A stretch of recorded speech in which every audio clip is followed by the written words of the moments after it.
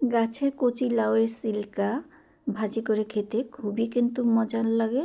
আসসালামু আলাইকুম, সবাই কেমন আছেন? আমার কাছে কিন্তু এই লাউয়ের সিল্কা ভাজিটা খুবই ভালো লাগে। আপনাদের কাছে কেমন লাগে জানাবেন প্লিজ।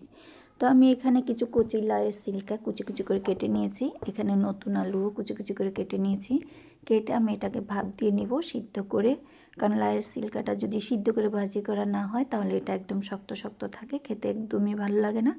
যার জন্য একটু সিদ্ধ করে নিতে হয়। আমি এখানে লবণ আর অল্প পরিমাণ হলুদ দিয়ে এটাকে সিদ্ধ করে নিচ্ছি কড়াইতে পানি দিয়ে। তো আমার সিদ্ধটা প্রায় হয়ে এসেছে লাউয়ের সিল্কাটা। তো এখানে কড়াইতে আমি তেল গরম করে নিয়েছি। গরম করে একটু পরিমাণ মতো পেঁয়াজ কুচি দিয়ে দিয়েছি, দিয়ে একটু নেড়েচেড়ে কাঁচামরিচ দিয়ে দিয়েছি ফালি করে, প্রায় বেশ কিছু। যে কোনো ভাজিই বলেন, ঝাল ঝাল না হলে ভালো লাগে না। তো এখানে আমি একটু এটাকে বাদামি রঙের করে ভেজে নিয়েছিলাম। পেঁয়াজ কাঁচামরিচটাকে এক সাইডে রেখে আমি একটা ডিম দিয়ে দিলাম। ডিমটা দিলে কিন্তু খুবই টেস্টি লাগে এই লাউয়ের সিল্কা ভাজিটা। তো একটা ডিম দিয়ে ওটাকে আমি ঝোড়া ঝোড়া করে ভেজে নিচ্ছি। ভেজে তারপর হালকা একটু পরিমাণ লবণ দিয়ে আর একটু হলুদের গুঁড়া দিয়ে দিলাম। এর মধ্যে আমি সিদ্ধ করা লাউয়ের সিল্কাগুলোকে দিয়ে দিলাম।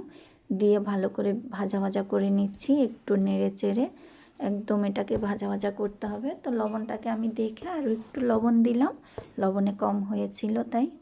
তো এটাকে ভালো করে ভাজা ভাজা করতে হবে নেড়ে চেড়ে।